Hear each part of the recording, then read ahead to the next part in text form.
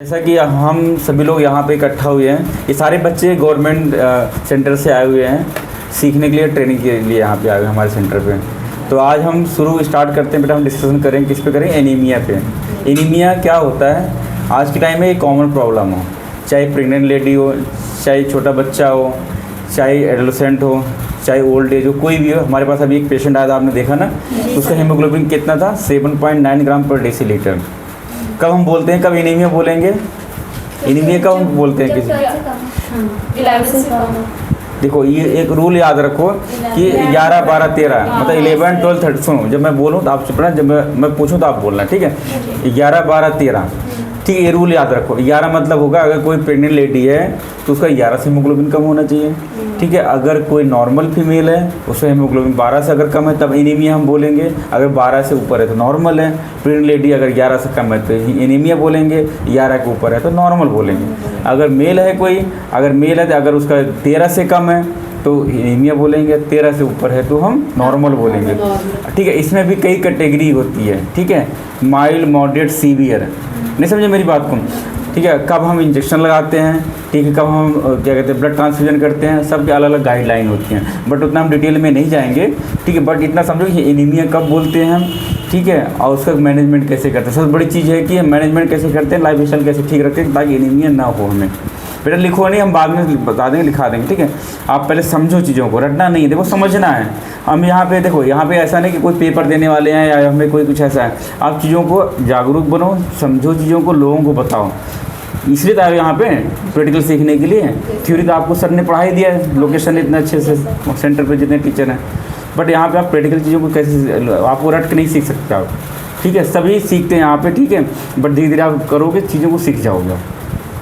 तो आपको एनीमिया, देखो एनीमिया के टाइम, एनीमिया देखो बच्चों में अगर कम हो रहा है तो उसका कारण क्या है। देखो बच्चा खाना पीना तो नहीं खा रहा है, ठीक है। छोटा बच्चा 4 साल 5 साल हमारे पास आते हैं, कमज़ोर हो जाते हैं बच्चे। माँ बाप कहते हैं कोई ऐसी टॉनिक दे दो बच्चों को, हमारा बच्चा थोड़ा सा ग्रोथ हो जाए, उसकी हाइट बढ़ जाए, उसकी वेट बढ़ जाए, बच्चे की वीकनेस कम हो जाए। तो दुनिया में ऐसे जान लो कोई सिरप ऐसी नहीं बनी है कि जो आपके बच्चे की, जो पेशेंट आते हैं उनके बच्चे की हाइट को बढ़ा सके, वेट को बढ़ा सके और चीज़ों को बढ़ा सके। समझ गए। खान पान से हम चीज़ों को ठीक रख सकते हैं। अगर खान पान हमारा ठीक नहीं है, जीवन शैली हमारी ठीक नहीं, चाहे बच्चा हो चाहे हम एडल्ट में किसी भी एज ग्रुप के हैं, खान पान ठीक नहीं है तो हम समझ लो कि हम कहीं ना कहीं बीमार होते जा रहे हैं। आज के टाइम में जो छोटा बच्चा भी है, पहले बच्चे इतने बीमार नहीं पड़ते थे, आज के टाइम में बच्चे ज़्यादा बीमार पड़ रहे हैं। क्यों?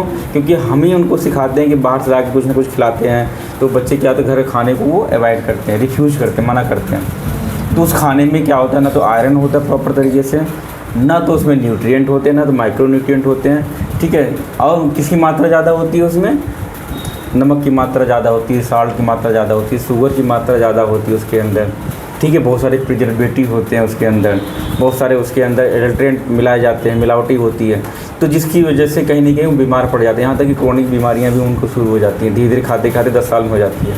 जैसे कि हार्ट की प्रॉब्लम हो गया, ठीक है, कैंसर की बीमारी हो गई, चाइल्ड ओबेसिटी हो गई, ये सारी प्रॉब्लम देखने को आ रही हैं।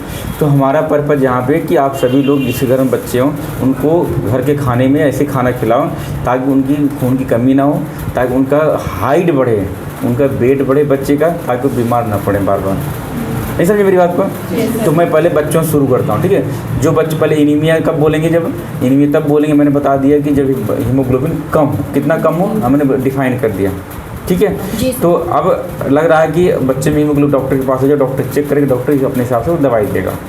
अब खाने में अगर छोटा बच्चा है तो छोटे बच्चे क्या होते हैं, कुछ ना कुछ मुंह में डालते रहते हैं, डालते नहीं डालते, कुछ ना कुछ खाते रहते हैं, तो उनके अंदर पैरासिटिक इन्फेक्शन का चांस ज़्यादा रहता है, उनके अंदर पैरासिटिक इन्फेक्शन का चांस ज़्यादा रहता है, ठीक है। पैरासिटिक मतलब हो गया कि हाँ सिस्टर होगी वहाँ से बात कर लीजिए। तो पैरासिटिक इन्फेक्शन का चांस ज़्यादा रहता है, तो कीड़े जिसे बोलते हैं कीड़े हो जाते हैं, पेट में कीड़े हो गए हैं, ठीक है। तो डोर खुलेगा नहीं, आपको उस साइड से जाना पड़ेगा, ये क्लोज होगा डोर उस साइड से।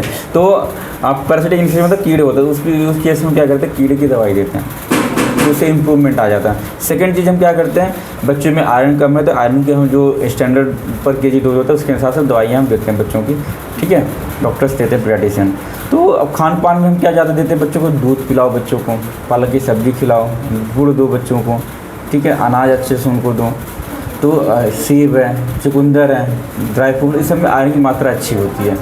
ऐसा नहीं कि चॉकलेट हम दे रहे हैं, पिज्ज़ा दे रहे हैं, बर्गर दे रहे हैं, चिप्स दे रहे हैं, कुरकुरे दे रहे हैं, कोल्ड ड्रिंक दे रहे हैं, इसमें आयरन की मात्रा नहीं होती। आजकल ये ज़्यादा बच्चे खा लेते हैं क्योंकि रेडी टू यूज होता है, आसानी से खाने वाले चीज़। इस तरह के इसमें प्रिजर्वेटिव मिला जाते हैं, इस तरह के इसमें आपको मतलब एडल्ट्रेटेड प्रोडक्ट मिला जाते हैं कि टेस्ट इतना अच्छा हो जाता है, बच्चों को अच्छा लगता है। नहीं समझे मेरी बात को? लेकिन कि उनको आदत धीरे धीरे आप करोगे तो धीरे वो चीज़ों को अवॉइड करेंगे, ठीक है। तो हम आते हैं कि अब दूसरा हम प्रेग्नेंट लेडी हैं, जो बच्चों को कॉमन एनीमिया समझ गए ना। अभी हम हमारे पास जो बच्चे आते हैं मोस्टली बच्चों का, खासकर जो 3 साल 4 साल 5 साल 6 साल बच्चे होते हैं, उनका हीमोग्लोबिन 10 8 9 होता है। कुछ रेयर बच्चा होता है जिसका हीमोग्लोबिन 12 के ऊपर जाए, 13 के ऊपर जाए। नहीं समझे मेरी बात को? तो ऐसे बच्चों में ना उनकी हाइट प्रॉपर बढ़ पाती है, ना तो उनका ग्रोथ हो पाता है, वो बार बार इन्फेक्शन उनको होता है। तो नॉर्मल से मतलब हीमोग्लोबिन बच्चों में कितना होना चाहिए? जो नॉर्मल हीमोग्लोबिन बच्चों में अगर हम बात करें बेटा, तो उनका भी 12 के ऊपर ही होना चाहिए, 12 13। अगर 12 से ऊपर है तो अच्छा है, ठीक है। अगर 12 से कम है तो एनीमिया का हम कैटेगरी में डिफाइन करेंगे। नहीं समझे मेरी बात को? अगर 13 14 है बच्चों में, जितना मतलब स्टैंडर्ड जरा है उतना अच्छा है, लेकिन ये कम से कम 13 तो होना चाहिए, जो बताया ना मैंने मेल का। हाँ ठीक है, मेल का फीमेल का दोनों वही आएगा, ठीक है। मतलब अडल्ट और बच्चों का सेम ही होना चाहिए? नहीं, डिफरेंस होता है, बट 13 के ऊपर है, बच्चों को थोड़ा सा प्लस ज़्यादा रहेगा। अगर 13 के ऊपर है ज़्यादा अच्छा है। नहीं समझे मेरी बात को? 13 है, 14 है, 15 अगर इतना आ रहा है हीमोग्लोबिन तो ठीक है इनका, ठीक है। अब हम प्रेग्नेंट लेडी पे आते हैं। प्रेग्नेंट लेडी पे जो होता है इनका बच्चा फीटस है, उसको क्या चाहिए? ब्लड चाहिए, ठीक है, उसको न्यूट्रिएंट चाहिए, तो इसलिए हीमोग्लोबिन उनका जो है मेंटेन होना चाहिए। बहुत सारी प्रेग्नेंट लेडी आती हैं तो उनका हीमोग्लोबिन कम रहता है, तो उसको इसलिए उनको आयरन सप्लीमेंट देते हैं।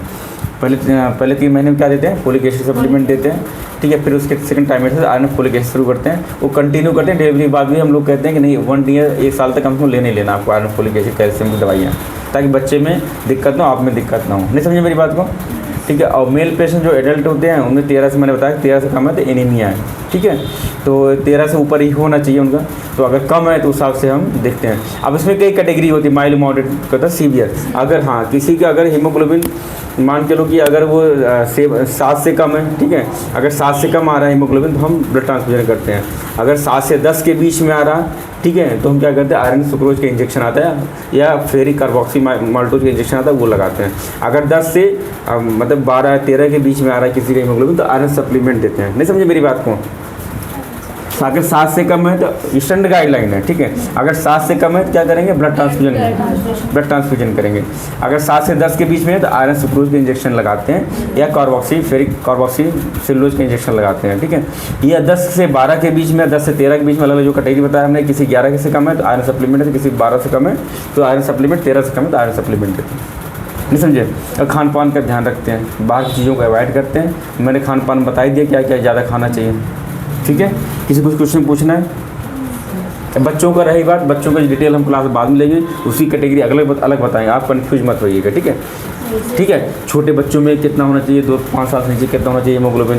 5 से 10 के बीच में कितना होना चाहिए? 10 से, ठीक है, 18 के बीच में कितना होना चाहिए? इसका क्लास अलग से लेंगे, बताएंगे आपको, ठीक है। अभी हम जो आज की क्लास लिया हमने एडल्ट के लिए, उसकी बात समझो, कंफ्यूज मत होना, ठीक है, समझिए, ठीक है।